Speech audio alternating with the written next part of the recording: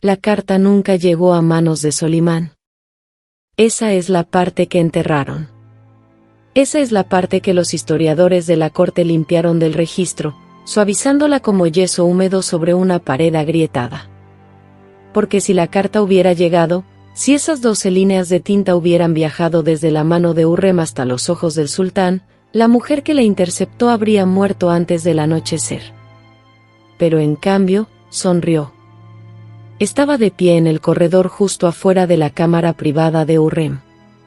El pergamino doblado contra su muñeca, oculto bajo el borde bordado de su manga. Y sonrió. Porque había hecho exactamente lo que le habían pagado por hacer. Lo que le habían ordenado hacer, durante meses, quizás más, desde el interior del círculo más íntimo de la mujer que todos creían intocable.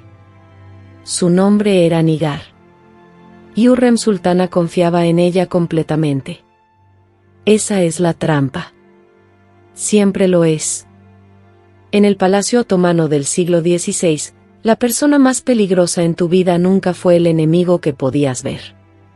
Era la que estaba más cerca de ti. La que llenaba tu copa. La que trenzaba tu cabello. La que susurraba su acuerdo en cada silencio que dejabas abierto. La que tú misma habías elegido. La que creías que habías conquistado.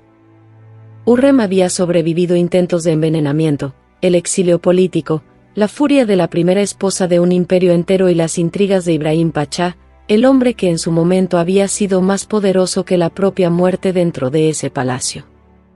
Ella había reescrito lo que le estaba permitido ser a una mujer entre esas paredes. Y aún así, no lo vio venir. Para cuando Hurrem comprendió lo que había estado ocurriendo dentro de su propio hogar, dentro de las habitaciones que controlaba, entre las mujeres que ella misma había elevado, el daño ya era irreversible. Maidebran había recibido cartas que Hurrem nunca supo que se enviaron. Se habían tomado decisiones basadas en información que ella no sabía que se estaba recopilando. Y la mujer que lo alimentaba todo, la mujer en el centro de esa arquitectura invisible de traición, había estado durmiendo a 10 metros de la cama de Hurrem. Esta es esa historia.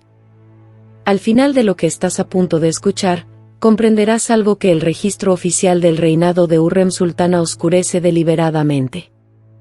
Que ella no siempre fue la persona mejor informada dentro de su propio hogar. Que la operación de inteligencia más sofisticada dentro del palacio de Topkapi no fue dirigida por grandes visires ni por comandantes genízaros, sino a través de las mujeres en las que Hurrem más confiaba. Comenzando por una sola. Quédate. Porque lo que estás a punto de escuchar reencuadra todo lo que creías saber sobre quien realmente sostenía el poder en ese palacio, y sobre quien siempre estuvo, en silencio, un paso adelante. Había una sola regla que gobernaba la supervivencia dentro del palacio de Topkapi por encima de todas las demás. La información era la única moneda que nunca perdía su valor. No el oro. No la belleza. Ni siquiera el favor del sultán, porque ese favor podía evaporarse de la noche a la mañana, quemado por una sola palabra susurrada desde la boca correcta en el momento preciso. Pero la información, quién se reunía con quién, qué carta fue enviada a qué provincia, qué mujer estaba embarazada y de quién, eso era permanente. Podía gastarse una vez, 2 veces, 100 veces. Podía sostenerse como una hoja afilada contra la garganta de alguien, sin que esa persona supiera jamás que estaba allí. Hurrem lo entendía mejor que casi cualquier persona viva en el año 1540. Lo había convertido en un arma. Había construido una red de ojos dentro del harén, mujeres que le informaban, que escuchaban detrás de las puertas, que memorizaban conversaciones y se las transmitían de vuelta en las horas oscuras de la noche.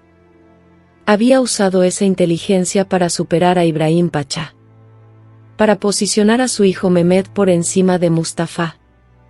Para moldear la percepción que Solimán tenía del mundo fuera de su propia alcoba. Ella creía que controlaba el entorno de información del palacio. Estaba equivocada. Porque Nigar Hatun había estado dentro de ese entorno durante 3 años, Y ni un solo día de esos 3 años había pertenecido realmente a Hurrem. Nigar llegó sin dramatismo. Ese fue el primer golpe de genialidad, ya fuera el genio de Maidebran, o el de alguien que actuaba en su nombre. El punto de entrada fue impecable. Nigar Atun no llegó como una extraña. No llegó como una espía recomendada de fuente desconocida. Llegó como una conexión. Una referencia a través de una mujer en la que Hurrem ya confiaba, una asistente circasiana llamada Fatma, que había servido en la casa durante 6 años sin un solo incidente. Fatma avaló a Nigar. Habló de ella como de la compañera de una prima, una mujer de buena conducta y disposición tranquila, con experiencia en la gestión de la correspondencia y en el mantenimiento de cuentas. Una mente administrativa útil dentro de un hogar que se estaba volviendo cada vez más complejo. Y Hurrem necesitaba exactamente eso. Para el año 1540, su hogar ya no era simplemente una colección de cámaras y sirvientes. Era una operación política. Ella se correspondía con reyes, con embajadores, con los tutores y generales de su propio hijo. El puro volumen de comunicación entrante y saliente requería a alguien letrada, organizada y discreta. Nigar era las 3 cosas. Tenía aproximadamente 28 años cuando entró al servicio de Hurrem. Sus orígenes estaban deliberadamente oscurecidos, daba respuestas diferentes en diferentes momentos, a personas distintas, lo que en el palacio significaba que tenía algo que ocultar, o que la habían entrenado para ocultarlo. Posiblemente ambas cosas. Lo que sí es consistente en todos los relatos es esto: estaba educada más allá de lo que su supuesto origen debería haber permitido. Leía y escribía en turco otomano, árabe y un dialecto del persa. Tenía conocimiento del protocolo administrativo, el formato específico de la correspondencia oficial, los métodos de sellado utilizados por las distintas facciones dentro de la burocracia del palacio. Ese no era un conocimiento que una simple asistente del hogar simplemente adquiría. Pero Hurrem no se detuvo en eso. Estaba ocupada. Había amenazas más visibles que exigían su atención: la creciente popularidad de Mustafa en Anatolia, las alianzas cambiantes en el diván, los silencios cada vez más prolongados de Solimán sobre el tema de la sucesión. Frente a todo eso, una nueva asistente tranquila, bien recomendada y discretamente competente apenas registraba en su mente. Nigar se asentó. Aprendió los ritmos del hogar. Aprendió cuando dormía Hurrem, cuando recibía visitas, qué correspondencia manejaba personalmente y cuál delegaba. Aprendió cuáles mujeres eran las verdaderas confidentes de Hurrem y cuáles eran periféricas, y se hizo útil para ambas categorías, de modo que nadie pensara en categorizarla a ella. Se volvió parte del mobiliario. Y el mobiliario lo escucha todo.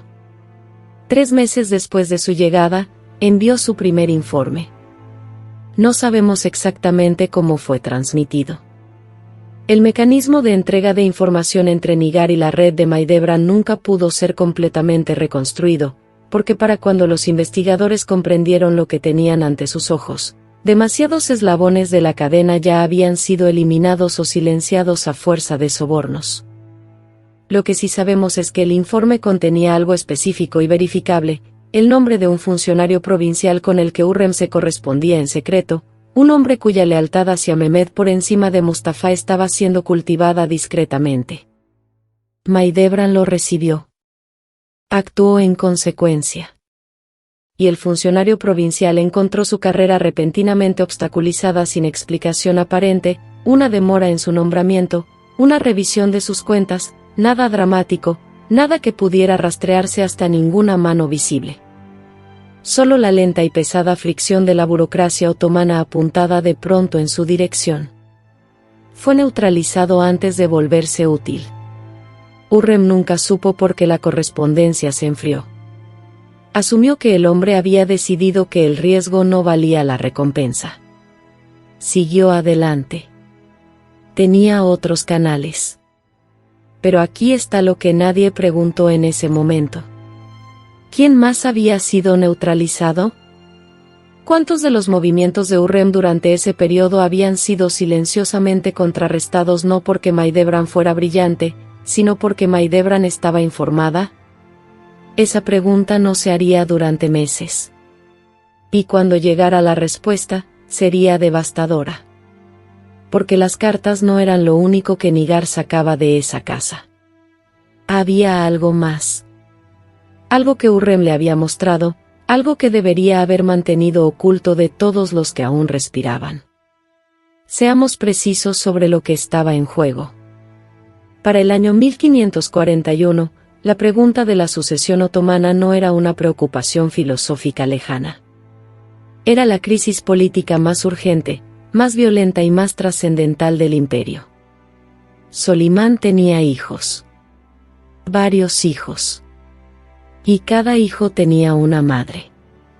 Y cada madre entendía, con una claridad que el confort moderno hace difícil de imaginar, que cuando el sultán muriera, el hijo que no tomara el trono no simplemente fracasaría, sería estrangulado. Su madre sería expulsada. Todo lo que había construido, cada alianza, cada acuerdo susurrado, cada arreglo cuidadoso, desaparecería. Y, con toda probabilidad, también su propia vida. Esto no era paranoia. Era la ley otomana. Era la arquitectura del imperio. El hijo de Maidebran era Mustafa. Y Mustafa, por casi cualquier medida externa en 1541, era el favorito del imperio. Los genízaros lo amaban. Las provincias de Anatolia lo veneraban. Tenía el rostro de su padre y el instinto militar de su abuelo, y cuando cabalgaba entre una multitud, la gente lloraba de anticipación ante lo que algún día llegaría a ser. ¿Los hijos de Hurrem? Selim, Bayezid, Mehmed, eran más jóvenes, menos probados, y estaban ensombrecidos por la incómoda realidad de los orígenes de su madre y la naturaleza sin precedentes de su relación con Solimán. El establecimiento de la corte prefería a Mustafa. Primero en silencio. Luego no tan en silencio. Cada carta que Nigar interceptaba o duplicaba. Cada conversación que reportaba. Cada plan que transmitía de vuelta a la red de Maidebran. Estos no eran pequeños actos de celos personales. Eran operaciones en una guerra con un solo desenlace posible: los hijos de alguien vivirían, y los hijos de otro morirían. Nigar lo entendía. Y había elegido su bando. Lo que la hacía eficaz no era la temeridad, sino la paciencia. No robaba todos los documentos que encontraba. No reportaba todas las conversaciones.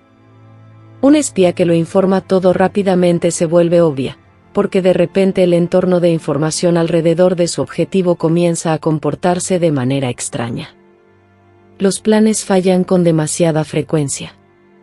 Las oportunidades desaparecen con demasiada consistencia. El objetivo empieza a sospechar. Nigar reportaba selectivamente.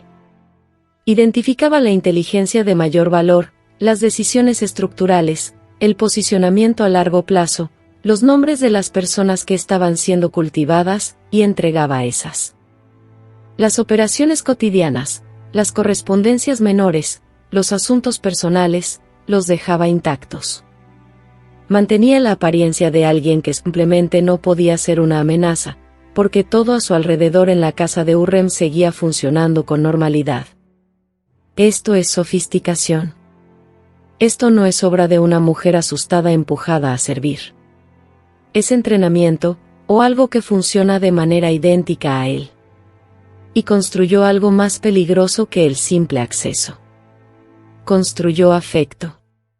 Hurrem genuinamente la quería. Hay evidencia de eso. Pequeña, particular, el tipo que no se fabrica en retrospectiva.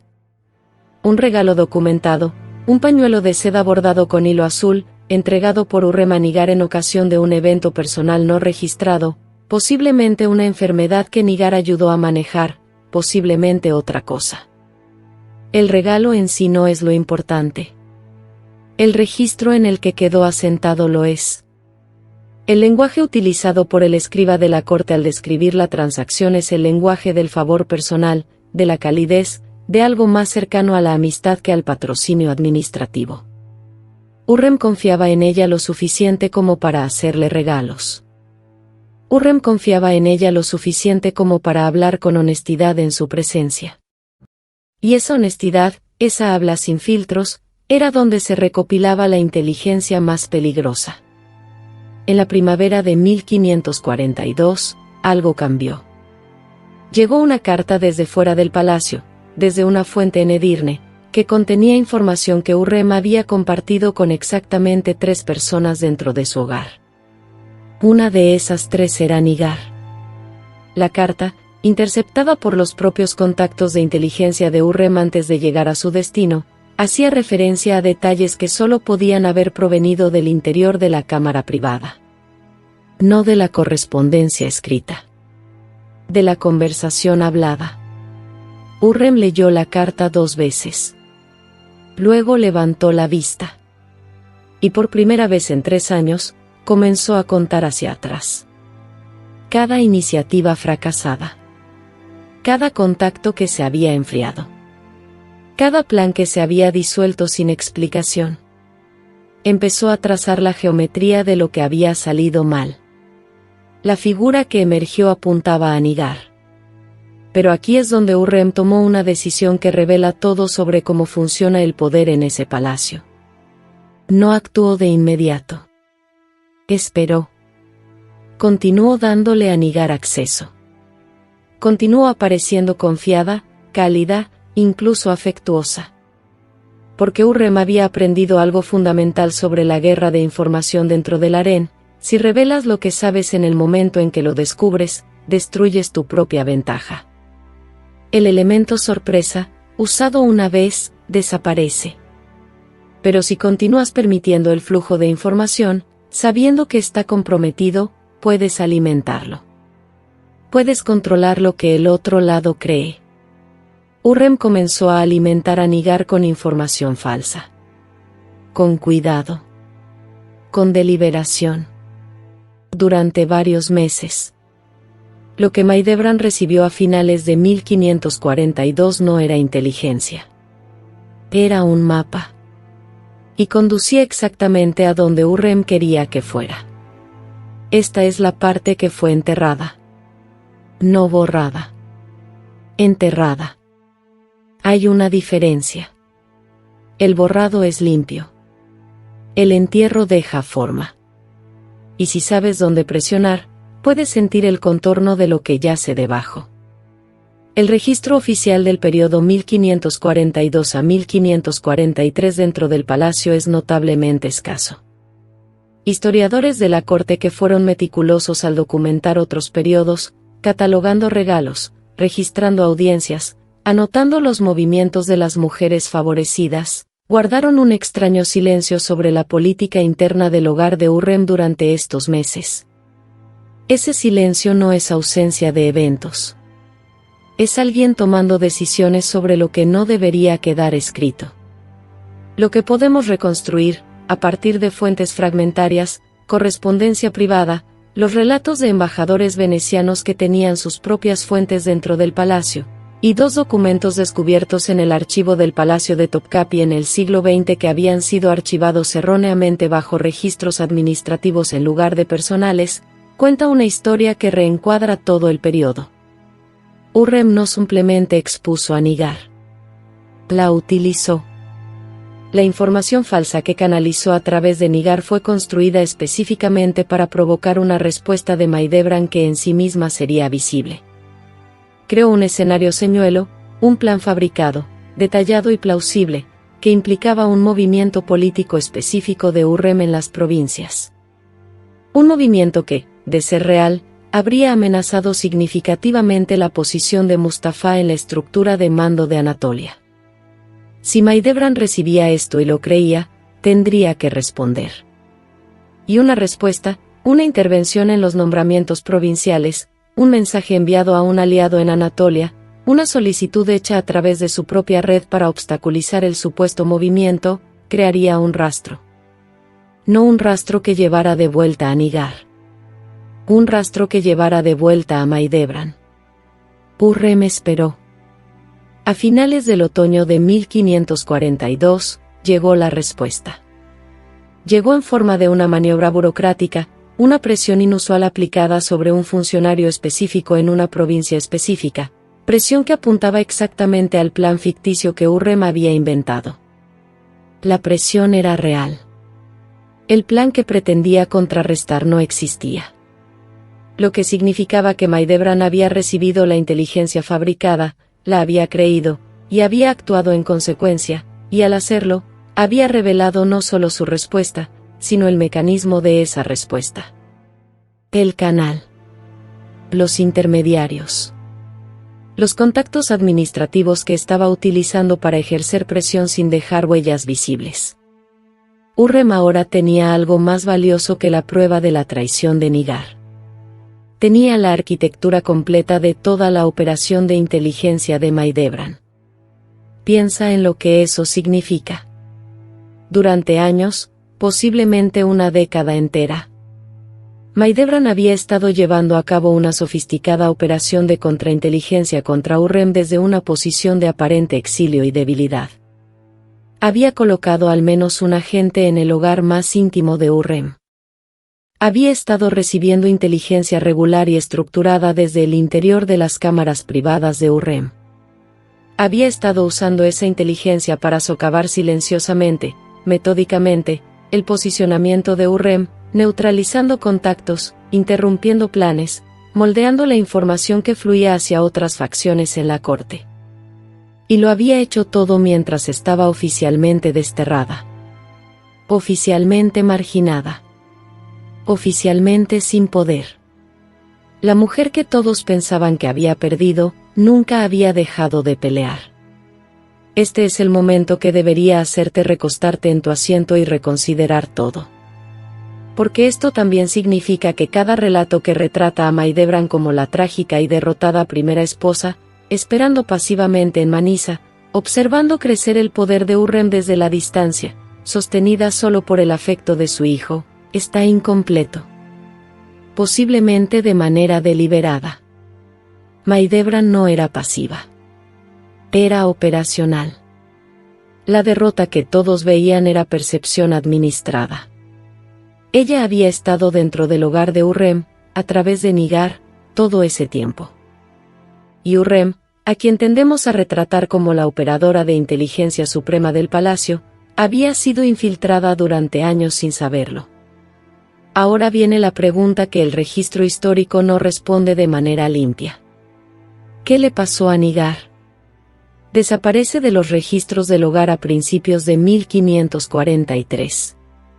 No gradualmente. Simplemente deja de aparecer en los registros administrativos que anteriormente habían documentado su presencia de forma consistente. Sin registro de muerte en los archivos del palacio. Sin transferencia a otro hogar. Sin registro de despido con causa alguna declarada. Estaba allí. Y luego no estaba. En el contexto del palacio, ese tipo de desaparición significa una de tres cosas: fue expulsada silenciosamente para proteger la reputación de alguien o para evitar crear evidencia visible de lo que se había descubierto, fue eliminada permanentemente, de la manera en que el palacio eliminaba las amenazas que no podían reconocerse públicamente, o fue convertida, transformada de un agente que trabajaba contra Hurrem en un agente que trabajaba para ella, y reubicada en algún lugar que preservara el secreto de esa conversión.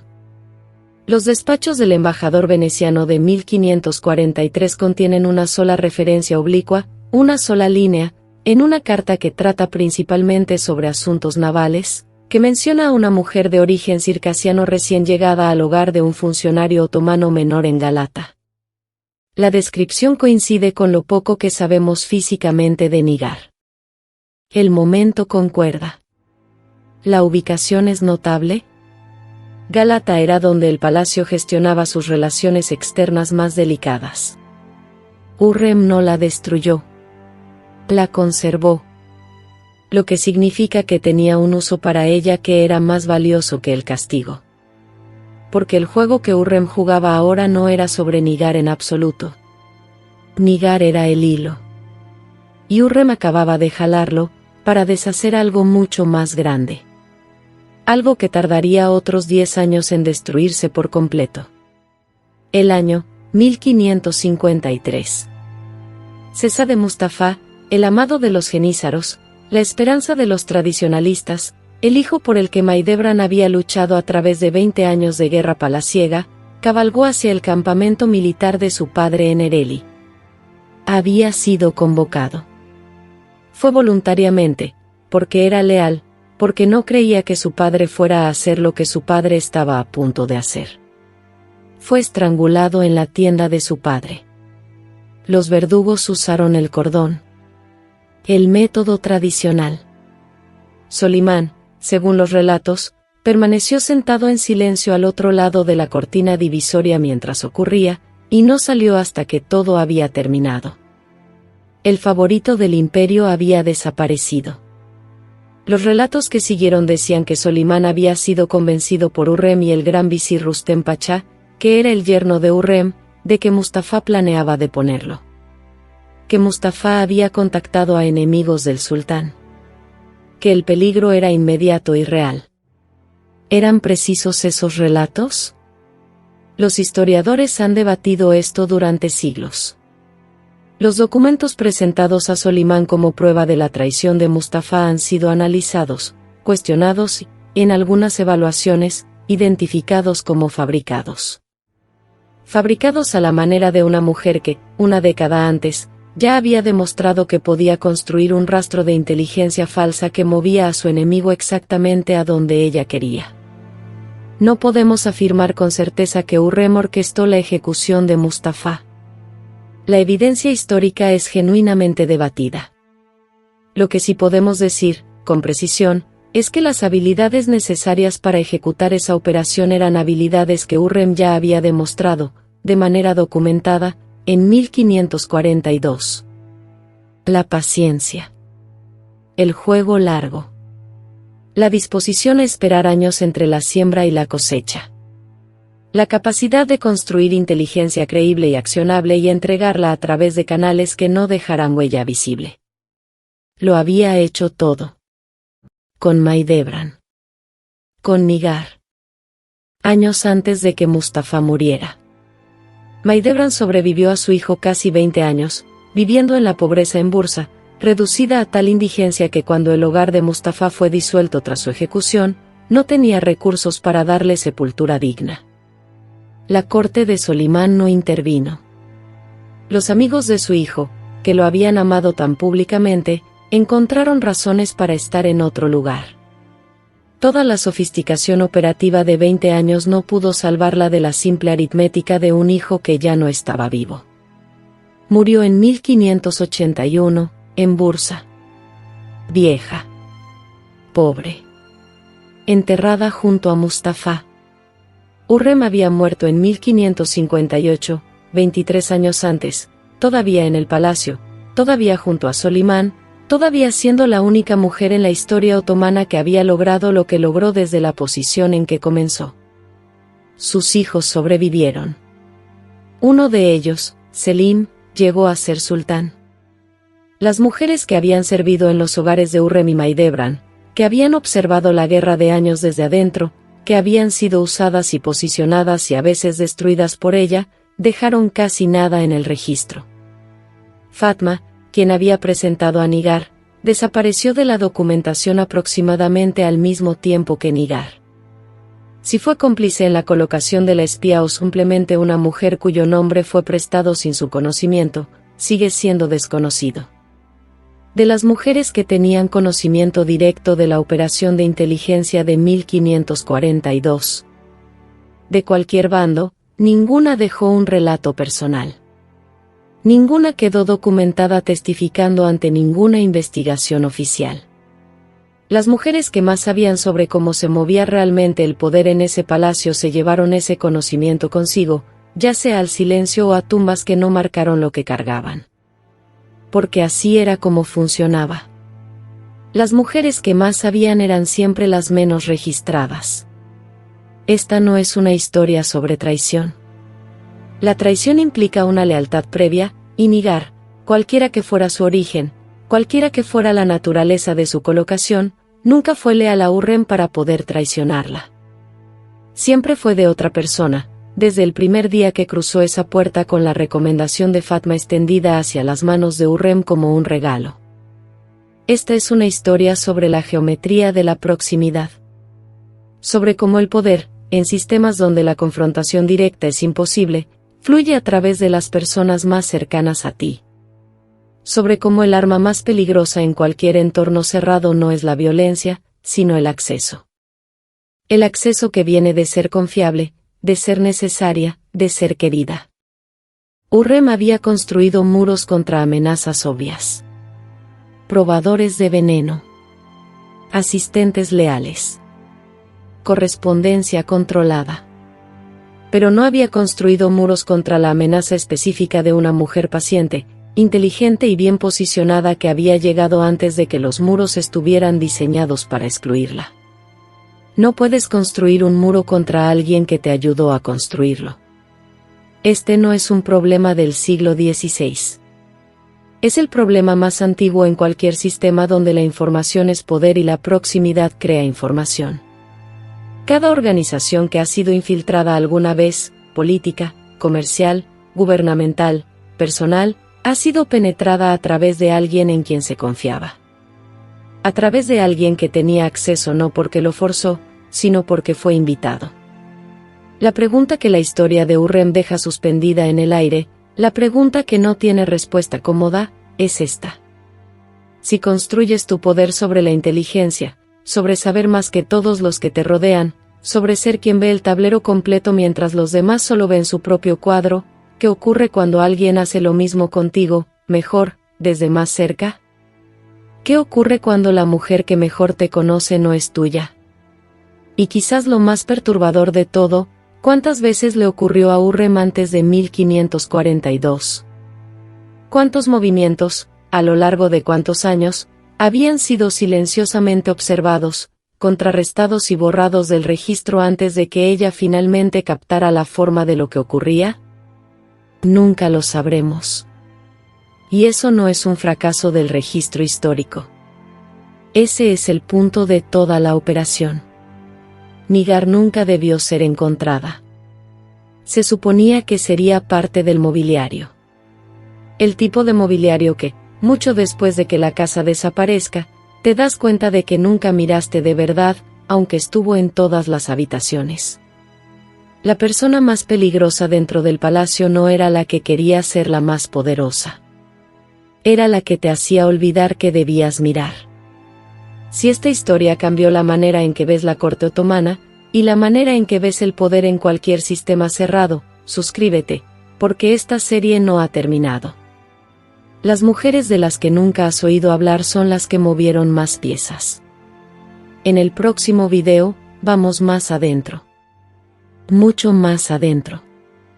Y si crees que ya sabes quién controlaba la información en el Imperio Otomano tardío, espera. Porque la historia que crees conocer es la versión que fue diseñada para ser encontrada. La real está debajo.